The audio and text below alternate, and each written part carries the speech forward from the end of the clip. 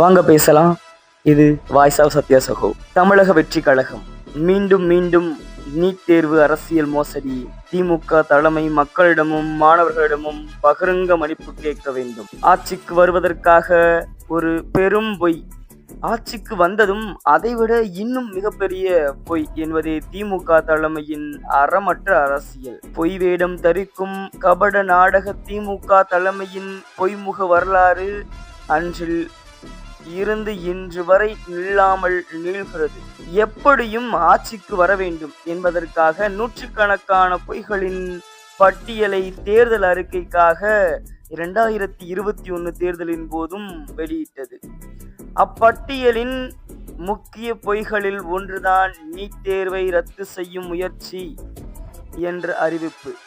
அத்துடன் தேர்தல் களத்தில் நீட் தேர்வை ரத்து செய்யும் ரகசியம் தங்களிடம் இருப்பதாக சொல்லி மோசடி பிரச்சாரம் வேறு.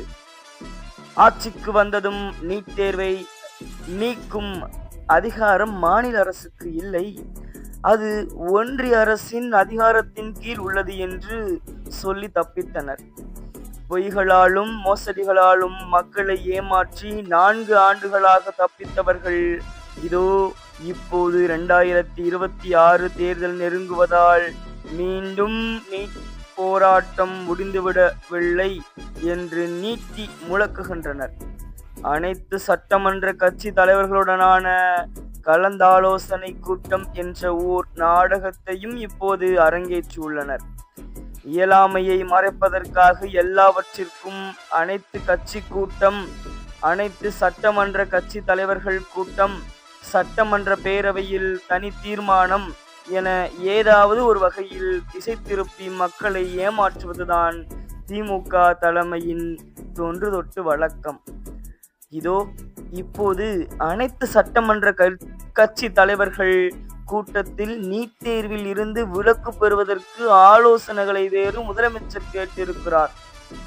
நீட்டை ரத்து செய்யும் ரகசியம் கைவசம் இருக்கிறது என்று சொன்னவர்கள் இப்போது ஆலோசனை கேட்பது ஏமாற்று ஆலாபனை அன்றி வேறென்ன?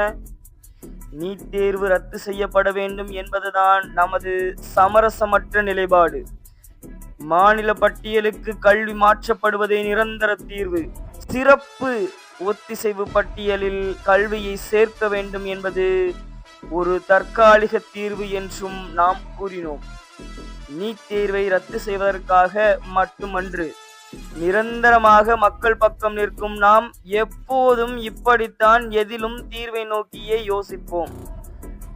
வெற்று விளம்பர மாடல் திமுக அரசோ மக்களை ஏமாற்றும் கபட நாடக கச்சேரிகளை மட்டுமே நிகழ்த்துகிறது. மக்கள் விழித்து கொண்டனர். இனி அவர்களை வஞ்சித்து ஏமாற்ற முடியாது. இதுவரை மாணவ செல்வங்களையும் பொதுமக்களையும் ஏமாற்றியதற்கு திமுக தலைமை மக்கள் மன்றத்தில் பகிரங்கமாக மன்னிப்பு கேட்டே ஆக வேண்டும். திமுக தலைமை மீண்டும் மீண்டும் செய்து கொண்டே இருக்கும் தொடர் அரசியல் மோசடி மற்றும் ஏமாற்று வேலைகளுக்கு எல்லாம் 2026 சட்டமன்ற தேர்தலில் தக்க பதிலடியை மக்கள் தரப்போகின்றனர். மக்களுடன் மக்களாக இணைந்து நின்று அதை நிகழ்த்தி காட்டுவதுதான் தமிழக வெற்றி கழகத்தின் இலக்கு.